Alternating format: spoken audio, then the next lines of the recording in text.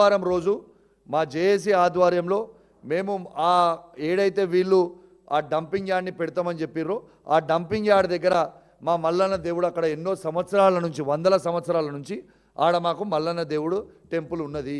ఆ టెంపుల్ అనేది కూడా మా యాదవ్ కుర్మల సోదరులకి సెంటిమెంట్ అయిన టెంపుల్, వాళ్ళతో పాటు మా అందరు కూడా సెంటిమెంట్ అయిన టెంపుల్.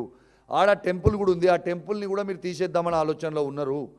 ఆడ టెంపుల్ ఏదో మేము కొత్తగా పెట్టింది కాదు, అక్కడక్కడనే మల్లన్నతో పాటు ఆడ శివుని లింగం వెలిసింది, ఎన్నో సంవత్సరాల క్రితం నుంచి ఉంది. ఖచ్చితంగా ఈ ఆదివారం రోజు పార్టీలకి అతీతంగా జేఏసీ ఆధ్వర్యంలో ఇలా మేము ఆడ మల్లన్న పట్నాలు వేస్తున్నాం. దయచేసి మీడియా మిత్రులు కూడా అందరు రావాలి. ఆడ వచ్చి మొత్తం కూడా చూడండి, మేము చెప్పింది అబద్ధమైందా నిజమా అబద్ధమా అనేది మీరే చూడండి.